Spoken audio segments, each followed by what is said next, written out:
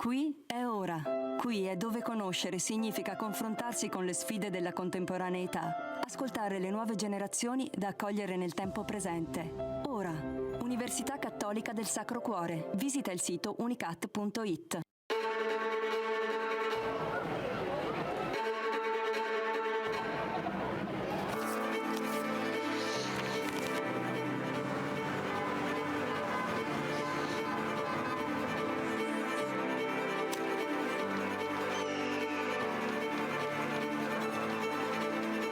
Vi prego, vi imploro, con umiltà e con fiducia, permettete a Cristo di parlare all'uomo.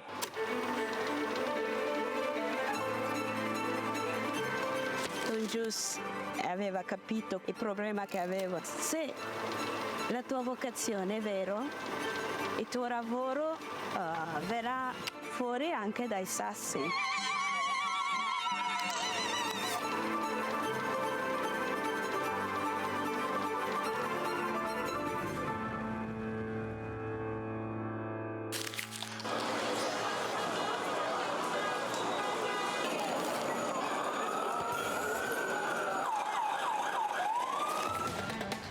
Di comunicare la fede agli altri, ma veramente insieme a loro riscoprire che cos'è la fede, che cos'è la fede per me.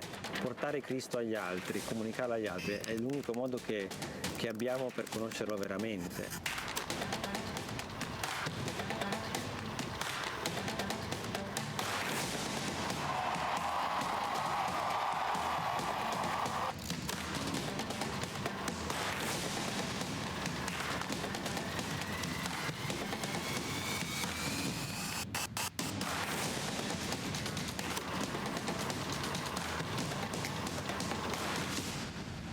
L'iter communionis aiuta a comunicare all'esterno la ricchezza di vita, di giudizi, di tentativi, di opere che nascono dalle persone e dalle comunità.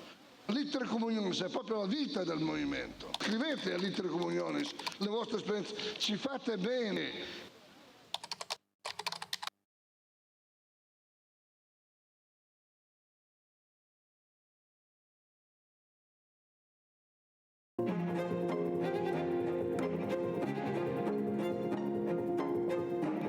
Si è voltato improvvisamente alla gente che era lì e ha detto: la gente che cosa dice che io sia? Chi dice che io sia? E voi chi dite che io sia?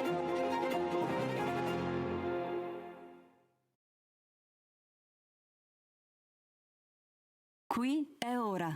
Qui è dove conoscere significa confrontarsi con le sfide della contemporaneità, ascoltare le nuove generazioni da accogliere nel tempo presente. Ora, Università Cattolica del Sacro Cuore. Visita il sito unicat.it.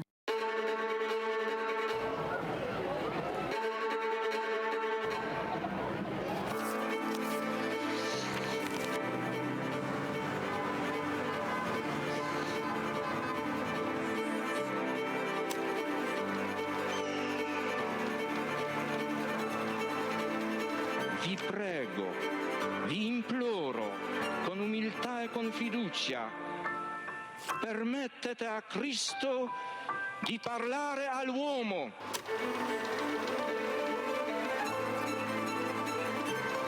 Don Gius aveva capito il problema che avevo. Se la tua vocazione è vero, il tuo lavoro verrà fuori anche dai sassi.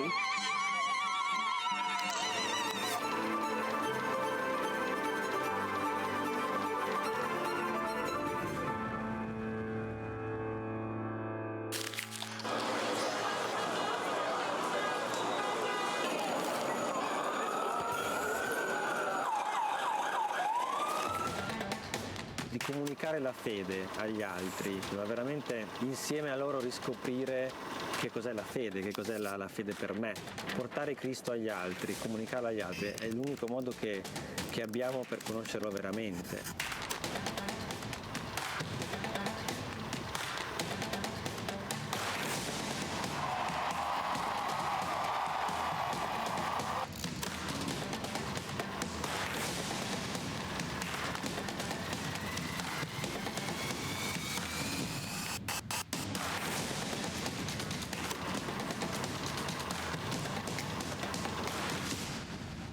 Littere communionis aiuta a comunicare all'esterno la ricchezza di vita, di giudizi, di tentativi, di opere che nascono dalle persone e dalle comunità.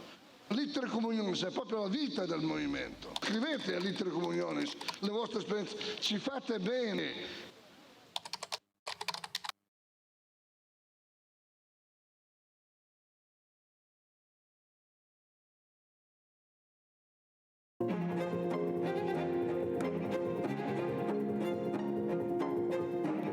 Si è voltato improvvisamente alla gente che era lì e ha detto: la gente che cosa dice che io sia? Chi dice che io sia? E voi chi dite che io sia?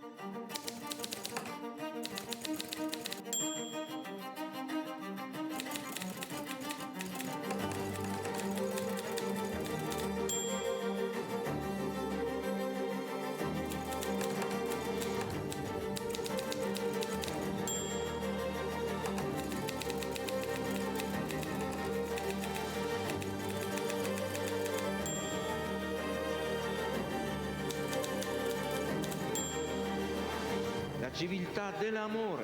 Fratelli e sorelle, costruite senza stancarvi mai questa civiltà. Lavorate per questo, pregate per questo, soffrite per questo.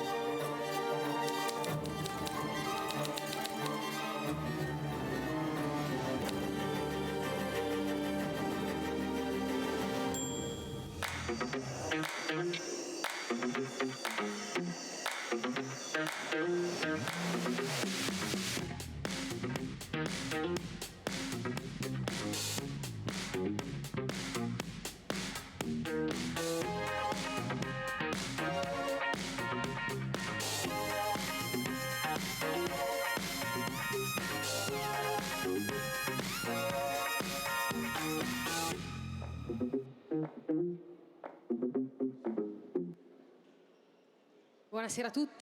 Good evening, everybody. I'm Rachele. I was married to Luca. I've got 4 children. My oldest child is called Benedetto, and he's affected by a rare genetic syndrome. He's just past 18 years, and I'm here to report a few beautiful points about his history at school. So I and my husband, from the beginning, we chose to inscribe him in a school with everybody else, where I thought that it was run by CL, that I thought this would have a key, true gaze on humanity itself, and is founded on the certainty that there's a positive guide to life. This intention we've met in the teachers too. I realized that often I had it was tricky to turn this into something that was up to the person of Benedict, and there were difficult moments, incomprehensions. We asked ourselves, why this difficulty? The question remained open, and so it appeared that this difficulty was linked perhaps to the lack of experience or fear to facing something unknown, or maybe even to the way that the way you work might imply something about specific children. So we were a bit scared by the imposingness of the problem, and it seemed that we had to reassure them, the teachers, and meeting his new teachers. They said they need to cut down his times without learning. So we need to reassure them on the way that there was a way forward we could find one, and that we should find it. And his early years were difficult. That they called them they called me one day yes, one day no, every other day to say what was going on. To say, accompanied by Dr. Sangalli, who knew Benedetto very well. With him, it was possible to be aware of his potentials, and so also to focus on the most difficult points, working and think of the bases that would work for a school journey. So that, and his relationships with some became very difficult, and they said, let's work with little groups so that he can bring his contribution. And so then some of his schoolmates started to know him, and they actually became affectionate to him. And then we had the grave problem of how to think about the secondary school, high school, with a big step there, what to do. We were worried about the decision. We looked at many schools, including some state schools known for their experience of inclusion. We did 100 interviews, and we decided on a professional school that we liked. But then there were a few places, and there wasn't space for him. And so then, given that Benedict likes studying, also following on the advice of Dr. Sangalli, who also always helped us look up, so we chose the scientific liceo inside the Daben school. This was a risk because it's a very highly rated school, and we asked the president to take him for the first couple of years, and then we'll see how we got on. The problem was that in that school, they'd had very few cases like him, so the teachers were very perplexed by this request. So they started to work among themselves. That they compared with other schools, other teachers, and this work made them willing to take him, even though they realized it was a very new task for them. So the headmaster, talking with Dr. Sangalli, launched a challenge. Having him would be like having an extra class in the school, and like having a new lesson to learn, and that lesson will be called Benedict, but something that can help them learn everything else. Many things have happened in these years in the Lyceum, and that there was a positive growth for him. One little example of something that happened this year. During the first weeks, we were discussing with the professors of biology and chemistry that they'd said they'd done some things that were too difficult for him, and that maybe he could do something different, or maybe do a different program. And while they were talking about this, I came home with some notes about genetics, which he'd taken, and he said, help me to study. Let's try and study cellular duplication. He said, I want to do a deep research on my syndrome so I can present it to my companions. I was worried it's a delicate and difficult thing. And then in front of the whole class, I asked the science teacher and his helper, and at the end we said, yeah, let's go for it. He presented everything all by himself in front of his classmates, explaining the genetics and also doing examples about himself, about the difficulties that his syndrome brings with it. When I went to meet him that morning, he was really happy. Few times that I'd see him so happy. It was the possibility to be aware and to say who he was. And then it was surprising going to eat a pizza with the mothers of his schoolmates, and they said how their kids from that moment had changed their way of looking at him, as if they recognized in him not just somebody who has a disability, but a differentness. And this all started from an aspect of learning that had come from the things that they were studying. I recount this for you. School lived like this as a place for knowing reality and oneself, where adults make themselves the journey companions of the kids who are entrusted to them. And we find ourselves grateful looking at the spectacle that is our son becoming a man. I'll leave you with this poem that he wrote at the end of school. Fruitful times, productive times, interesting days, months of serenity, heart that was in peace because some important years are finished, happy days, months of knowing, times of joy. This time, I've enjoyed it, I've loved it, and I've learnt a lot. Thank you.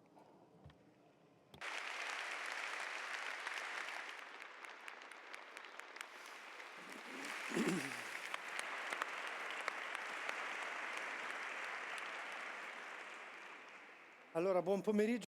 Okay, good afternoon, everybody. We wanted to start this afternoon's encounter with this testimony of a family, because the aim of our dialogue today is not primarily to provide a theoretical or led framework about inclusion, but to look at the experience of families with special children in their educational journey.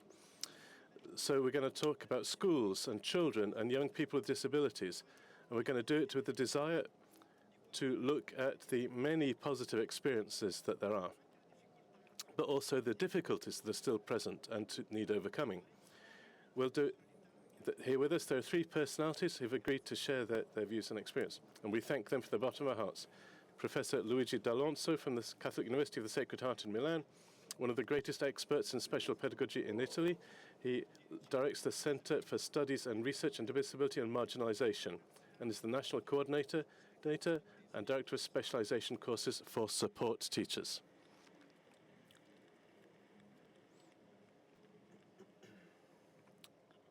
Professor Giulia Guglielmini, President of the School Foundation of the Compagnia di San Paolo, who for many years has been involved in teaching methods for disability, governance of schools of high complexity, and has taken part in many working groups with the Ministry of Education.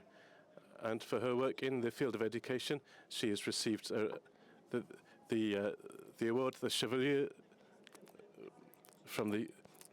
She's a Chevalier from the French Ministry of Education.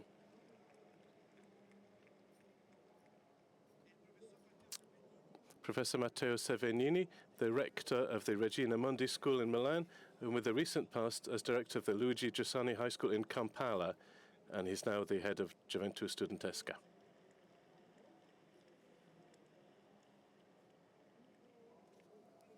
So this meeting is promoted by two associations that have set themselves the goal of accompanying families on their life journey, families with disability, particularly in education.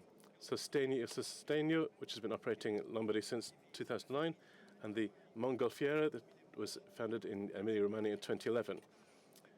We want to face a couple of questions that have come out from the dialogue and the experiences with the families that belong to this association. It's a kind of sharing of the questions that have emerged.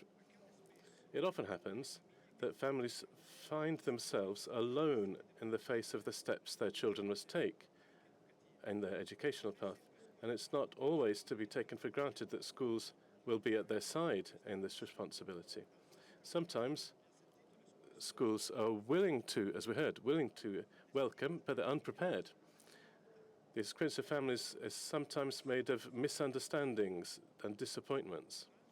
Other times, however, there are relationships that are constructive, beautiful, positive, as Rachele testified at the beginning of our meeting. We want to look at these to learn and to draw some indications on what steps to take to make the educational adventure something ever more beautiful for our children. We're fully aware that each child, young person, is a story in themselves, and each disability requires the construction of a customized educational pathway. Every child, every youngster, every person deserves a particular look. As a unique and irrepeatable is their contribution to the world and their path to fulfillment. There are some recurring themes that I think in the life of the schools that I think we want to look at and together.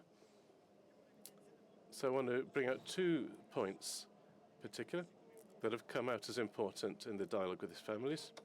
The first is that in classes with special children, all the children do a big experience of richness, of depth, of friendship and openness. And for this reason, we want to call this encounter a good for everybody. The second point is that the responsibility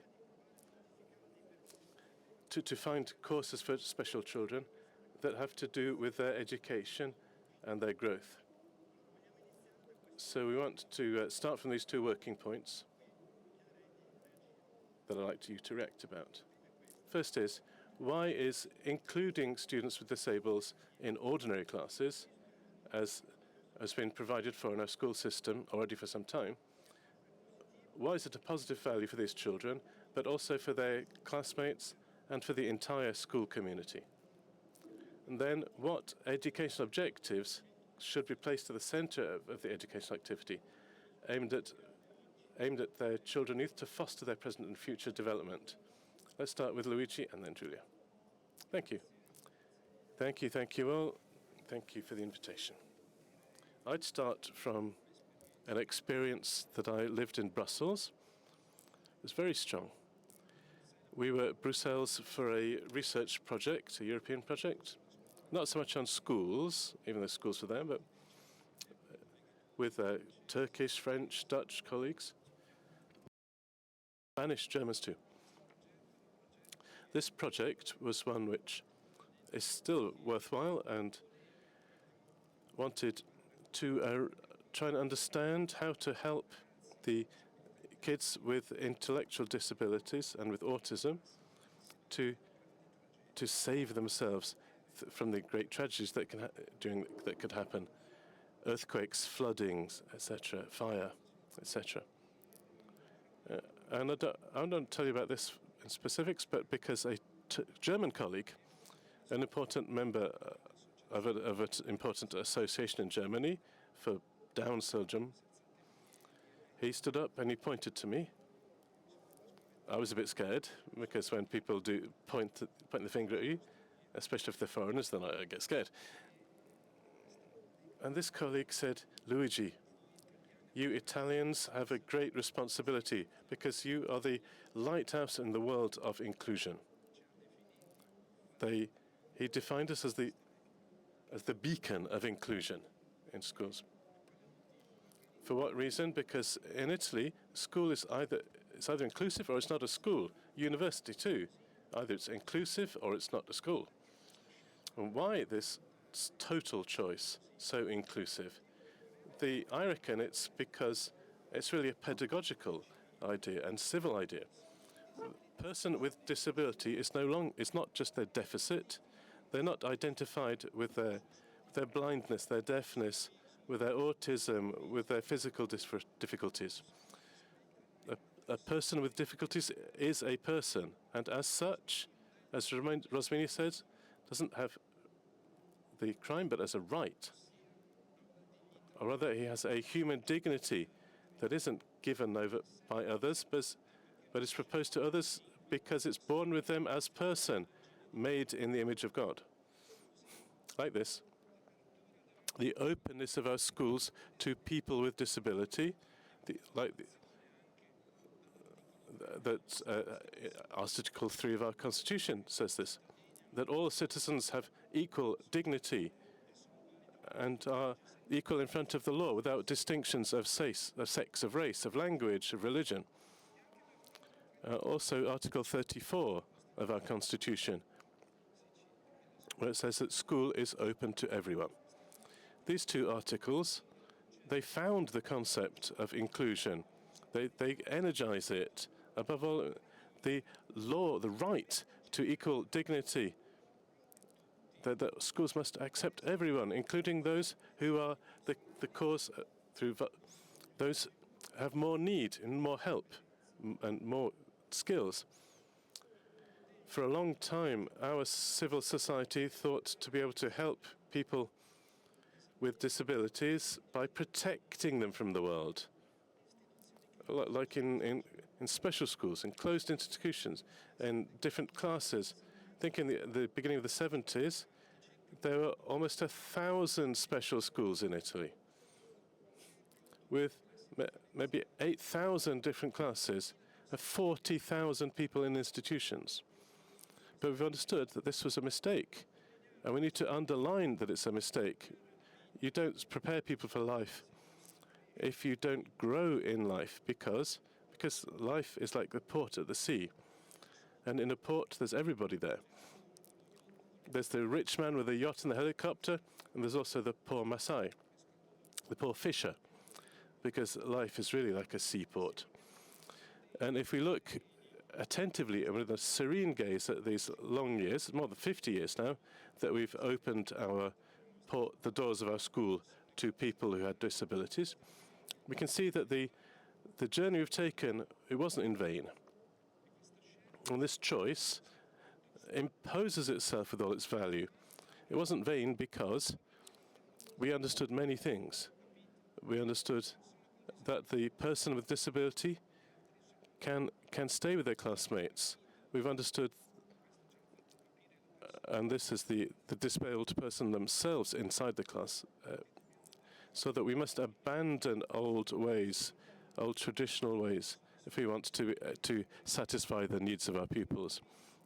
We understood that if we want to work well in our schools, we must work together in full unity, throwing off old traditions where the individual one teacher did everything. We need to work together.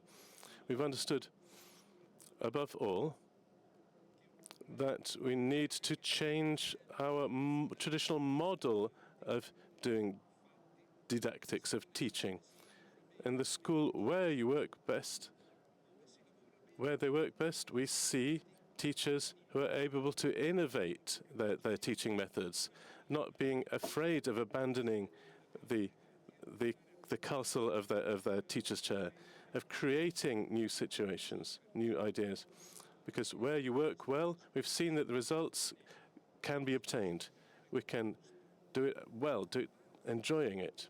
On the other side, we've got the proof in these 50 years that they weren't in vain, but we've reached excellent results. And where do we have this proof?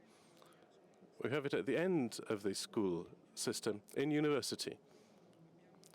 We have over 36,000 people certified who currently are inscribed in university, disabled people who take part in our courses, notwithstanding their problems, their disabilities. And this why?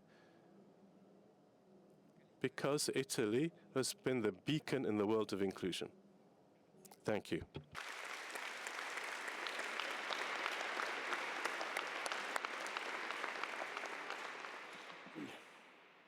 Sì, dunque, io... So I'm here today. I think a photo will arrive. I'll present Davide, my brother. Here he is. There's the picture. My brother's 52 years old.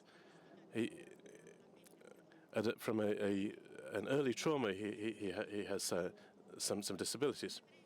And our parents, there's three of us, three kids in our family.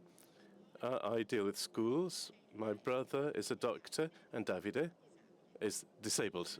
We say that's his. With all respect, we say it because it's as if it was a profession. It's his way to be in the family, his way of being. And for 52 years, he is a disabled person with great serenity. Don't want to speak of him specifically, but certainly I'll recount some. What I'll tell you is influenced by what we've lived and shared in these years with him, with his ways, with his possibilities. Inclusion. In 1977, we called it integration of the pupils who were handicapped. Remember that law? But inclusion, that law transformed Italian school through a great process of innovation.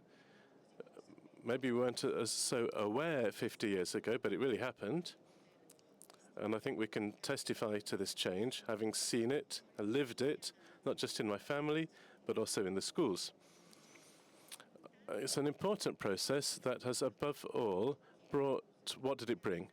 In my experience, and what other people and international surveys have said, that they respected particularly our transversal, our multidisciplinary skills.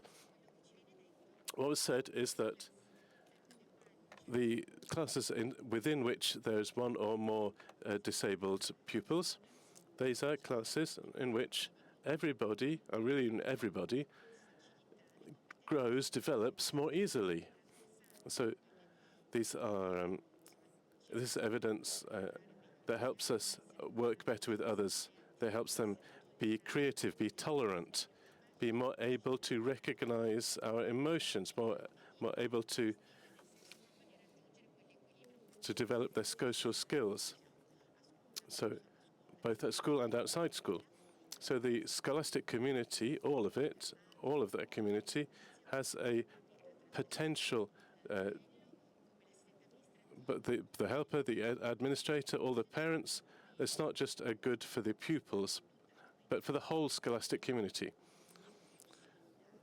which is with more solidarity, can imagine a more equal world, because this is what happens within the schools in which we see really to work in the interests of inclusion. The thermometer that I use for analyzing a class is that, and therefore a whole institution, on the about because you see that the capacity for planning and truly wanting to include all the pupils in a class. You can't get to opening and saying, how can we manage, say in April, how can we manage to go on a journey if those kids can't do it? We can't. So this is a way in which we can understand very well if the preparation, the planning of what? Of the context. There are many associations and sites that can help us to go and do school trips wherever. With all of the pupils, it's possible, and therefore we can think of it as possible. Why? If we work on the context, so disability studies teaches this. These are studies that were born in England decades ago and in the US. They are this way of interpreting disability from a social point of view, a sociological point of view, how we construct relationships that starts from a particular person. That what we do isn't so much seeking to understand what are the needs of the person with disabilities, or that certainly, but more than that, to understand what should be the context within which they can be easily brought ahead in their life. In this case, learning in schools, for all of the learnings, disregarding their differences, not just neurodivergences, neurodiversity. Italian classes are ever more rich with neurodiversity, and what can be this idea of education. So work in the context, the surroundings, not just what are the specific objectives, but how the overall setup should be more accessible to everyone. So that's the reasonable accommodation. That's the fundamental concept that lets us change the environment and makes it available to everybody, not theoretically, but also in practice. Think about slides. In schools, we started like this in '77. There's a ladder, there's a lift, and then we started to have slides. So the idea of disability studies was really that if we imagine the school, that we want to enter into school, where everybody could use a slide. Not that some people have to use the stairs and some. And so we wanted that everybody, this is there where schools can make the difference. Inclusion was also a chance for the Italian school to experiment with teaching methods that were really innovative, that allowed us to learn better, not just the disabled children, but everybody.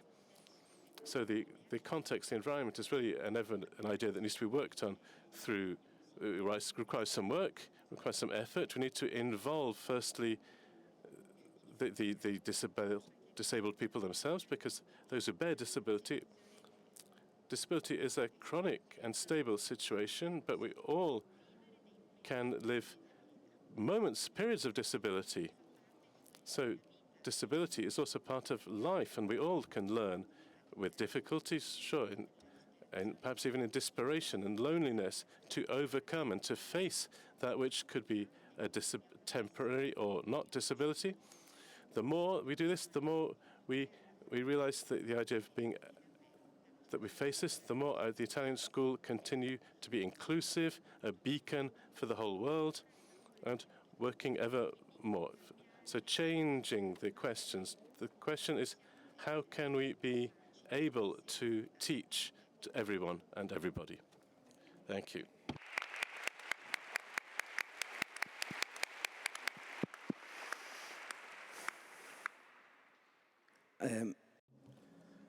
So, good evening, everyone. I wanted to answer an opposite question, because it's important. Why is it important to welcome these children, to integrate them? You know, they're precious and special. It's like saying how much an I can build a collective, a we. And I'd flip it on its head here. How a collective can help an individual grow. Because what I've experienced for 20 years now in schools is precisely this. These two tracks go together perfectly, and they build a community. Within a school community emerges an I, an individual, and this continuously gives meaning to the whole school community. So to these two questions, I'd like to propose two examples of things that happened to me that helped me understand this, and it shows where the important thing is. The first thing I'd like to tell you answers to the question of how a we can help a special sense of self develop. So I lived in Africa for 10 and a half years, so I won't speak about Italian schools now. That I've only been back for about a year and a half now. In Africa, we had a something called the welcoming house, where police officers would bring even very young children that they'd found abandoned in the streets. Because this is the first real disability, is solitude and being abandoned, and they brought them to this house where other mothers would welcome them. And I'd go every Saturday to this school to help them play. I helped them do their homework. Then I showed them all the Pixar films and all the Disney ones. But it struck me because these children, when they arrived, it worried me a bit. I was a bit uncomfortable because these children, despite the fact they were so young, they never laughed and they never cried. Never. They never laughed and they never cried. And I couldn't understand why. And at the beginning, I tried to sort of distance my concern here. And I went to the director of the welcoming house, whose name is Rose, and she's a nurse. And I asked her, I gave this concern of mine to hers, and she said, well, Matteo, these kids, until today, they've never had anyone with whom to laugh, or with whom or for whom to cry. And that struck me because after months of being in this welcoming house, when these kids had been welcomed by these mums and by Rose, these children finally began to laugh and finally began to cry. So the example of a community that helps you belong to something and that you are welcome exactly as you are, because exactly as you are is how you make the journey to your destiny, which has been promised to you. Another example, which answers the other question about how a sense of self builds the community, that how it builds the sense of us. And this I saw with my own eyes in our school. I'm very new. I work at the Regina Mundi school in Corvetta in Milan. And last year, a family came asking to enroll their daughter in our school. And this daughter, she was adopted, and she had fetal alcohol syndrome. She'd been adopted after 8 years in an orphanage in Eastern Europe. So a very, very difficult situation. These two parents who went to adopt her, they brought her home. They don't understand each other. They don't speak the same language. And at a certain point, after a few weeks, this girl, she's 9 years old, she opens the window of the kitchen and begins to scream something, which the parents still couldn't understand. One word, she begins to scream, just one word. And after a few days that she'd open the window of the kitchen and shout this word, the parents began to understand that this girl was screaming, now I'll change the word, she was shouting Elisa. She was shouting her own name, because after 8 years, for the first time, these parents had called her by her name, and she felt so validated, and that she felt that she should shout her own name out of the window. I belong, I have a name, I exist, I am Elisa. Because I think that this is the type of growth that a person can bring to an education and to a school community. I'm Eliza, and I'm here to shout my name and tell you that I'm here and I'm yours. Because when faced with these people, we have a choice. The first is to be afraid and to run, because they can't hide what we're hiding, our limits. And this scares us. Or, on the other hand, to embrace them, to welcome them, because they tell us about our human condition. I am needy. I depend on others. Without you, I wouldn't be here. Without you, I'm not Elisa. And so to face up to this is that which continuously allows us to face the great questions of life, which is what school constantly needs to aim to do. But the great question of who am I? What value do I have? What am I worth? And it's precisely someone who continuously manifests this need, this desire, who recalls all of us to be in professionally, educationally, humanly present, much as Elisa is, much as the children of the welcoming house are, and much like the mother of Benedetto told us earlier. There we go.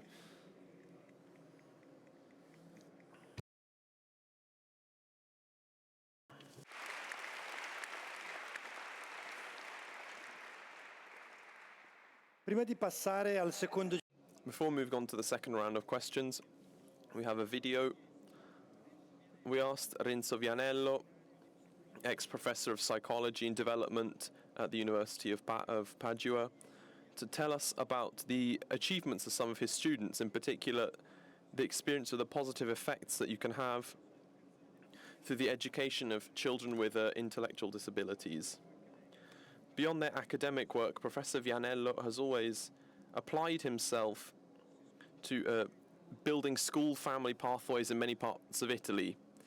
He's a great expert in the field. We felt it was an important topic to show how scientific research also shows the enormous potential of a positive pathway for our special children. I propose a few reflections, some bits of data here relevant to to having children, particularly with Down syndrome, in schools. The first is relating to the environment and the development of intelligence on children with Down syndrome. So we have 3 18-year-olds. With time, they begin to differentiate, so that at 18 years old, we can see notable differences. So Barbara, 45, and Carlo, 27, because they've lived in very different educational environments. The second reflection regards the fact that adaptive abilities tend to be higher to that which you'd expect based on their intelligence level. This is called the surplus effect. That is, there's a surplus based on what you think they'd be able to do based on their intelligence. Third is we've written an article that we proposed at an international level on the surplus effect, and the key question is, why do we find it more in Italy and less in the rest of the world? Perhaps because ours go to normal classes. So that if they were in a special school, they'd be worse off.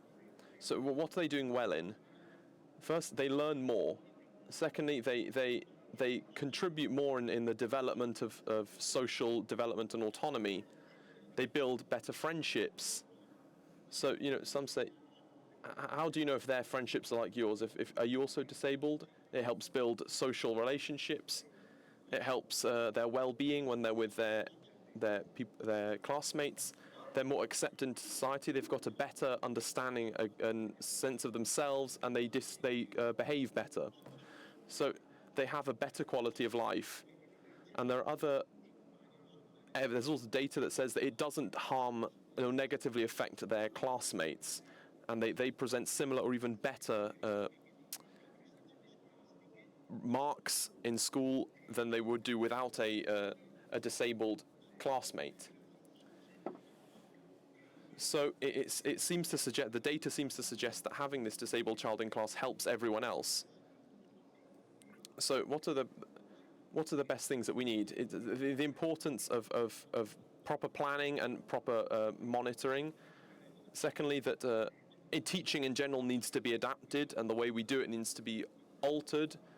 We can't keep going on the way things were done, in the 90s or in the 70s. And teaching needs to become more flexible. That says it needs to be independent from regardless you have a disabled pupil in your class or not. And we need to have a more welcoming attitude with regards to all of your pupils. And secondly, we need to withhold that disabled children are normal, and it's part of and teaching them is part of the normal responsibilities of a teacher.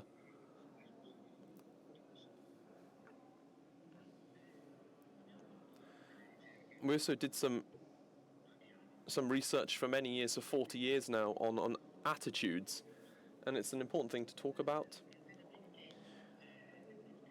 Attitudes of teachers, which we've looked at since the 70s, who've had a direct experience, are better than those who haven't had any experience. This means that those who don't have any experience have inferior levels than those that do.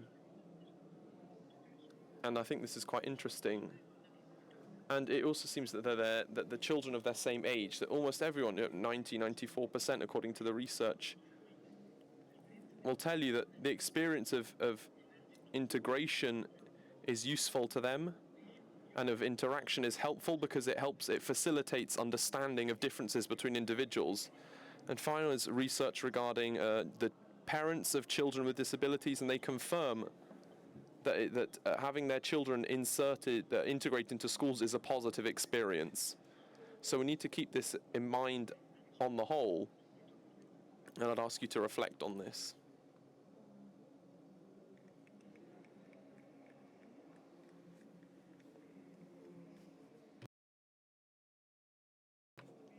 So I think this video has well captured many of the topics we touched upon in the first round of questions. I'd ask you all for a second reflection, starting from this question. Given the many benefits we've discussed, that we've highlighted, what are the main obstacles in your experience of cultural, economic, organizational, and of didactic obstacles to foster the real inclusion of disabled children in schools? What is, in your experience, the best way to overcome these obstacles? A very brief answer for a couple of minutes each. We'll start with Luigi. Thank you. I'm always first. You know, they say, blessed are those who are last. Well, oh well. So, what are the main obstacles? As far as I'm aware, I see one thing in schools. A great suffering, a great crisis in what? Particularly of division. A crisis of vision. I see that many teachers, many headmasters fail to understand the true value of working in a certain way, perhaps because we live in a complex world, a very difficult one, and perhaps it's because of that I tell everyone that those who need to talk, those who wish to talk about schools should experience working in one, not talking about schools only because you remember what it was like when you're kids or when you went to school. You need to really work in a school before you can properly speak about them.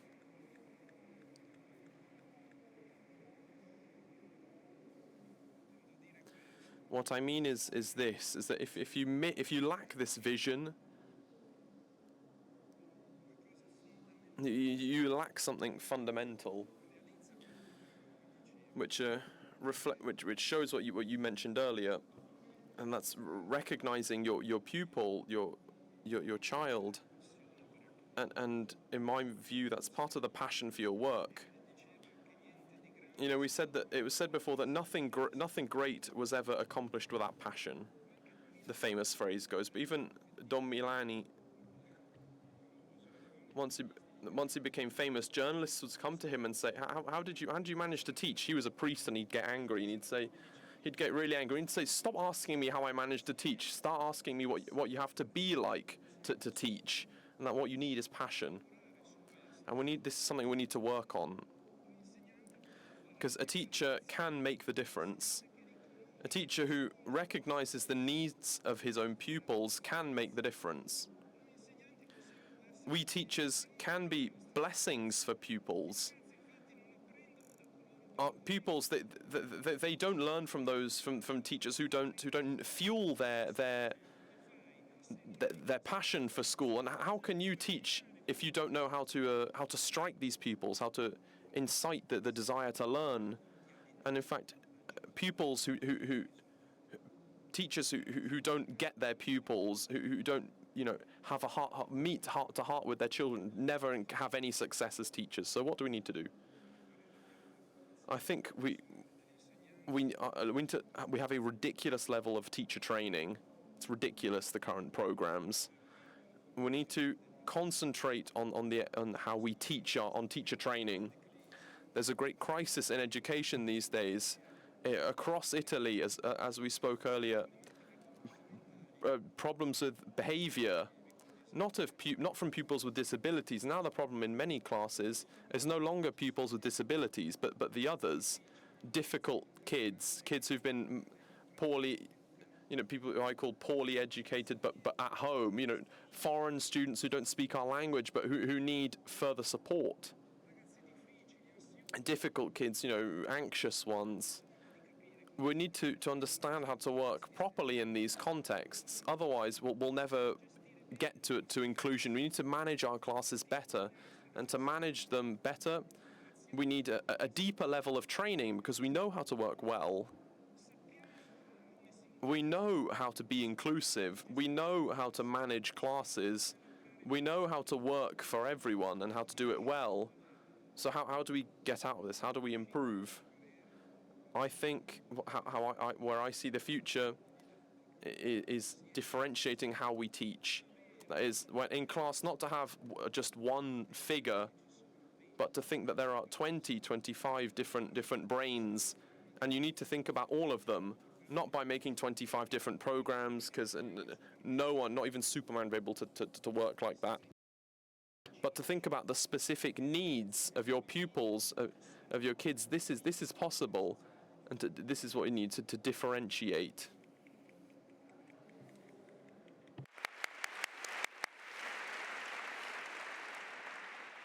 Sì, Yes, I'll concentrate a bit on orientation. What happens after school? Because the famous question, what will you do when you grow up? So what will you do when you're big, when you grow up? So we're not ready yet, even if there are some marvelous experiences, to manage what happens after school, after secondary school. So that may be for some people. For others, it may be for some after university, but it's this afterwards. What happened to the UN Convention, the right to autonomy, to self-determination? So we need to work on this. Certainly, it's difficult. So what will you do when you're big, when you grow up? We've all struggled with that question. We all know that it's not an easy question, but it is a question that isn't even asked. If you don't imagine the future, a possible future. So what we've seen, what I've sniffed out in these years, is the capacity to build networks, real networks, informal tables, yeah, but more than that. Meetings, yeah, but even groups, WhatsApp groups even, if they work. The important thing is that people get around a problem, like how could a life be lived independently for Giulia? What would it be like? We need to imagine it. And then, the net should cover an area. It needs to be constructed in the environment around Giulia. And there it could have a meaning. I know stories in which the association of businessmen has made a difference, tolerating that some disabled people could be able to go and do shopping on their own, and setting it up so they could manage, knowing that there's a network that is wanted, there's a possibility that's coordinated, it's managed, but looked after, nourished, because at the end, these networks need to be looked after. Somebody said like flowers in the greenhouse. It's difficult growing flowers in the greenhouse. You need to have a bit more than just a green finger. But if you do that, they're beautiful, like the others. So I think that we need to think more about orientation. The skills need to be helped for ex-pupils and pupils with disability. You need to plan things. Everybody needs to be involved. The local administration, the schools, the parents, the family, for example, the whole area, the neighborhood, because the more we can work in the small scale, the more there are possibilities that, as we've seen, that they always still need to be monitored, looked after, observed, but they are possible. There are many stories, ever more there are, and I think that this really could be the essential of what we need. We need being able to look at the future together with pupils with disability, together with them, not alone.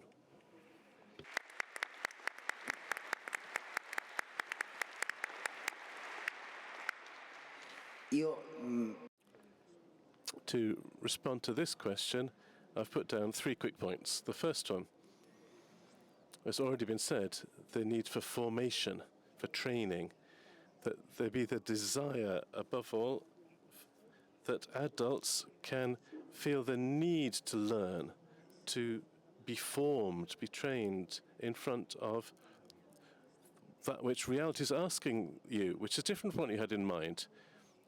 The parents of these children are seeing it, and you're in front of something that you hadn't thought about first, the unforeseen for your plans, but it's not unforeseen for God. And you step back, you pull back. One aspect is training, shared training. It strikes me how in our middle schools, all the special pupils aren't introduced aren't introduced just to the specialists, but they're introduced to the whole group of teachers, the whole teaching staff, so that they can be welcomed by everybody, because that child belongs to everybody. And so there needs to be a formation that's aimed, targeted at the task to do this, but that involves everybody, so they not be afraid of that precious gift that outside your measures. The economic needs is a second aspect. We work in a particular school where the funding covers the primary school, but in the middle and second schools, the funds that come in cover 1/3 of the costs. So who covers the missing 2/3? This is another problem. It strikes me that as the extreme needs of an eye who comes there desiring to know everything and know themselves, that we can put in front of them an aspect that shouldn't even be there by itself, the one of I don't have enough money to let you in. I think Regina Mundi becomes creative. I'm glad that welcoming people is a value. So the economic thing isn't a total roadblock. We help people. We figure out ways. So this is another aspect that calls us to a communality. It needs a village. Third aspect, the needs for a teaching organization. Coming from Africa, I was struck how many times, even rightly, we think that inclusivity and letting disabled people, take part in the life of the class, because we want them to feel included. But inclusivity isn't only of special needs children. The real welcome, real inclusivity, linking together, linking that which is dispersed, this asks for the freedom of a relationship. I welcome you. I leave space within me for you, and you have the freedom to be welcomed in a new relationship.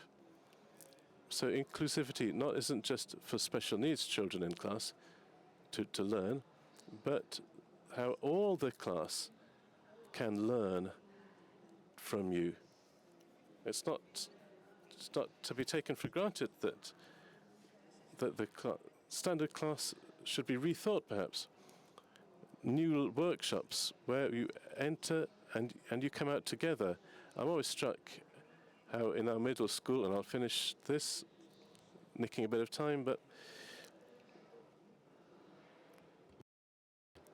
a girl who did a course with us, who has a particular syndrome, who for 3 years, every day, she chose 2 schoolmates who could come out and have breakfast with her.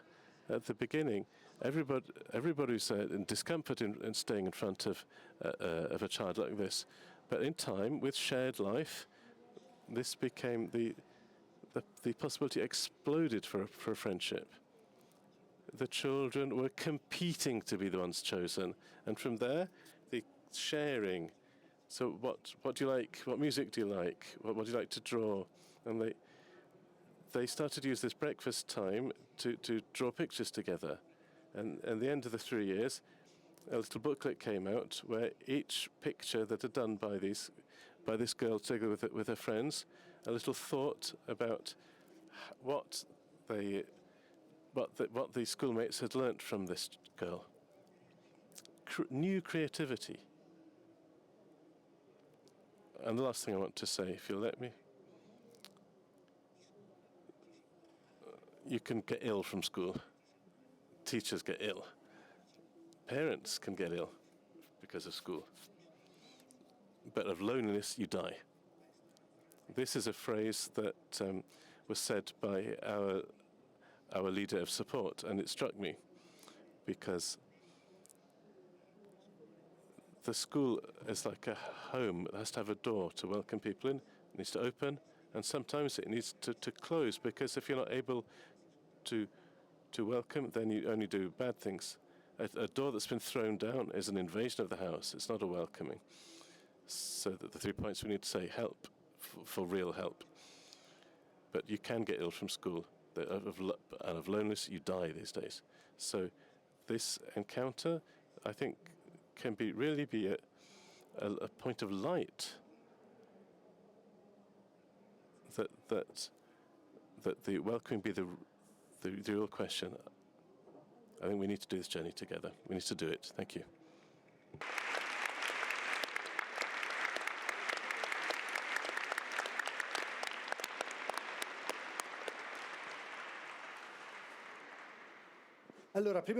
So before concluding, 3 brief hints that I think are important, even from the light of what we said. First thing, next to the problems which many of our families live in their own skin, there are many positive experiences to build on.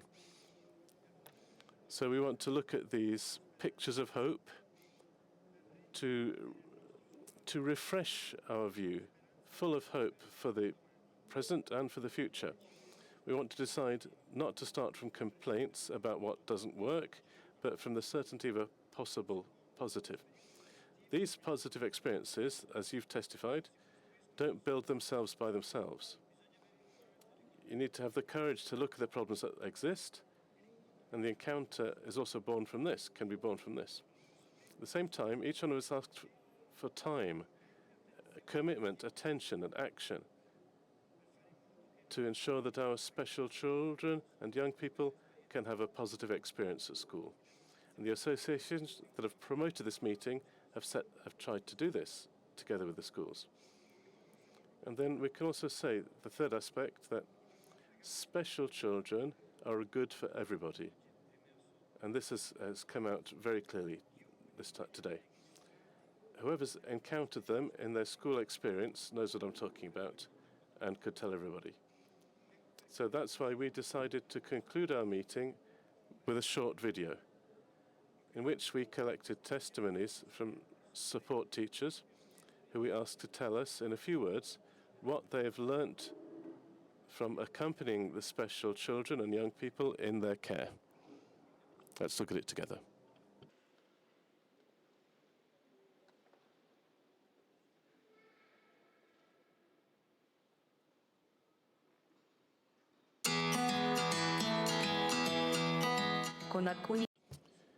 With some people, if they love each other, it goes and still goes on. If the teacher loves them, believes in them, then the different facet, the patience, even as a capacity to await, and even when things. The great value of inclusion is learning to look at the uniqueness of everyone, starting from the strong points and esteeming the competences of everyone. So we adults must preserve and offer and relaunch the availability of the children to put themselves in play, to go without fear to meet the others, an added value. The presence of a pupil with disabilities is an added value, because this is really what it does. It adds empathy, attention, care, sensitivity. Studying, to teach a class with a child, a young person with special needs, is to teach a class with a window into the classroom, and this lets in unexpected air. The children that we call special, though special they all are, they have, in my opinion, an aspect that is a good opportunity for everyone. In fact, they clearly show, as if through a magnifying glass, the needs of each one of us. For some, the presence of these children in the classroom also became a chance for a different look at oneself, like a chance to look at oneself with more benevolence with respect to one's abilities or limitations. They competed to help those who needed it most. They looked at things with the idea of what was really essential. Performance was not the main purpose of the work. They carried small or big tasks with a different impetus to make everyone else realize the amazement with how these kids look at the world and the simplicity they have in their hearts, in their approach to the whole. We are all enriched by the presence of this child, because the little ones and the big ones are asked to do a daily work of welcoming, of identification, of gratuitousness that enriches and builds up every pupil. So many times we teachers struggle to find a way to help the pupil with a disability. Then after a few days at his deskmate finds it. For us, school is a shared learning experience, and this sharing makes work and learning nicer. I'm reminded of a limited idea of humanity that's been enlarged by this experience. What always leaves me so amazed is that we are able to organize, set up the work. We come alongside them, we support them. Then at some point we see them grow, we see them flourish. And then we, beside them, become spectators of what happens. The road I found is one that many others have been able to understand, because it has given me a way of looking not only at children in difficulty, but at all children, with an awareness that has grown more and more over time, that each one is of value. For me, it's a gift from God.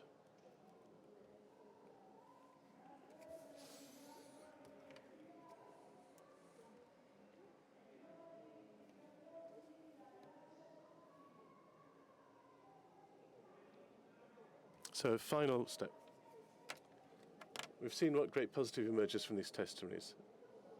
A few months ago, preparing for a public meeting on the subject of inclusion at school, I discussed what to say with the president of our association, with the Mongolfiera, and he suggested this formation to me. I thought this was really useful. He said, if a school doesn't have special children, it should go out and find them to enroll them.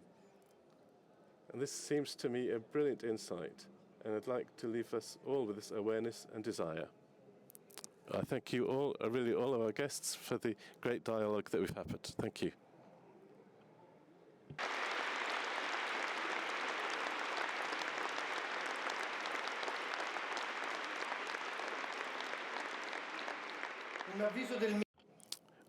News from the meeting that we all care about. In this particular historical moment, where ever more it's difficult to think how we can build pace together, we can't fail to be surprised by what Cardinal Pizzaballa said in his inaugural meeting. For this reason, the meeting will give out part of the donations that have been gathered in the course of this week for the emergencies in the Holy Land. It's possible to donate to the meeting right now in the pavilions and the next few days, of course. Thank you. Thank you all again.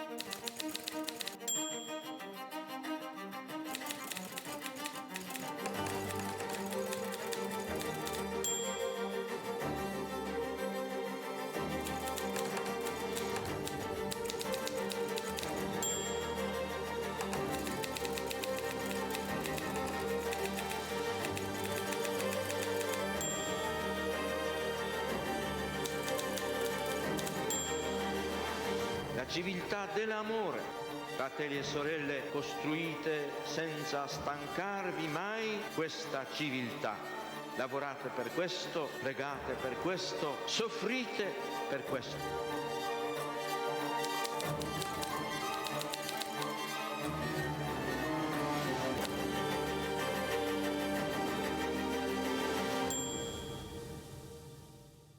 Qui è ora. Qui è dove conoscere significa confrontarsi con le sfide della contemporaneità, ascoltare le nuove generazioni da accogliere nel tempo presente. Ora, Università Cattolica del Sacro Cuore. Visita il sito unicat.it.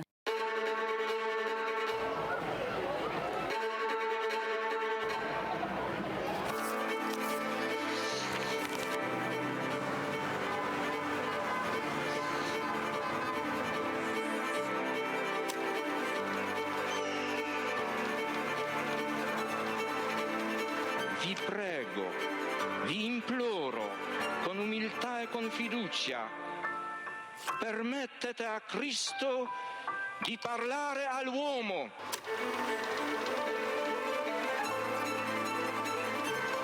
Don Gius aveva capito il problema che avevo. Se la tua vocazione è vero, il tuo lavoro verrà fuori anche dai sassi.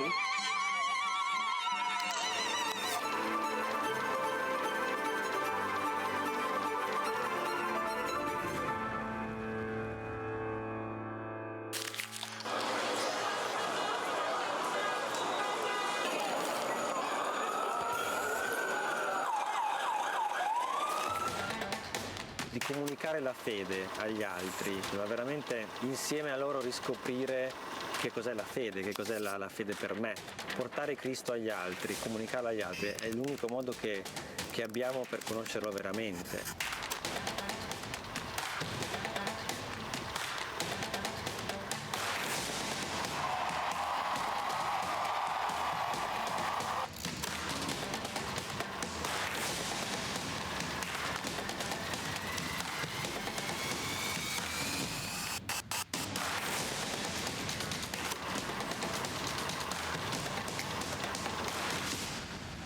L'iter communionis aiuta a comunicare all'esterno la ricchezza di vita, di giudizi, di tentativi, di opere che nascono dalle persone e dalle comunità. L'iter communionis è proprio la vita del movimento. Scrivete all'iter communionis le vostre esperienze, ci fate bene.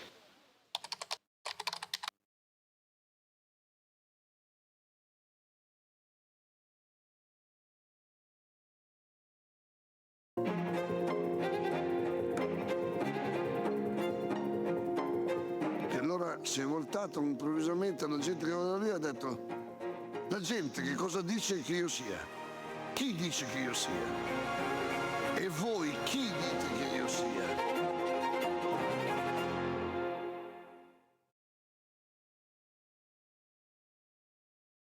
Qui è ora. Qui è dove conoscere significa confrontarsi con le sfide della contemporaneità, ascoltare le nuove generazioni da accogliere nel tempo presente. Ora, Università Cattolica del Sacro Cuore. Visita il sito unicat.it.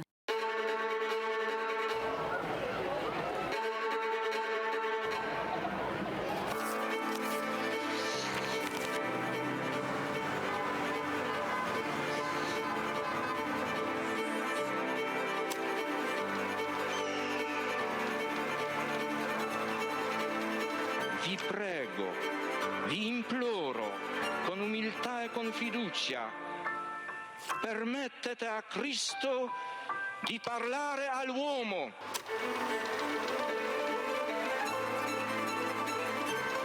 Don Gius aveva capito il problema che avevo. Se la tua vocazione è vero, il tuo lavoro verrà fuori anche dai sassi.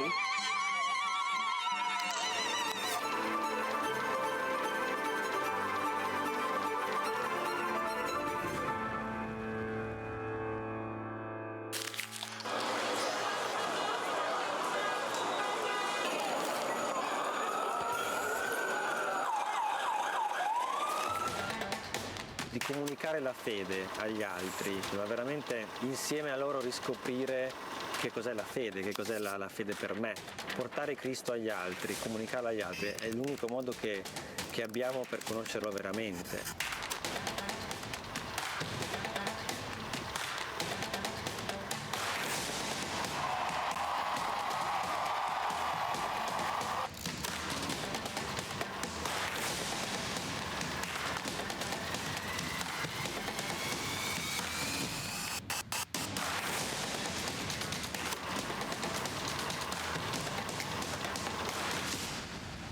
L'iter communionis aiuta a comunicare all'esterno la ricchezza di vita, di giudizi, di tentativi, di opere che nascono dalle persone e dalle comunità. L'iter communionis è proprio la vita del movimento. Scrivete all'iter communionis le vostre esperienze, ci fate bene.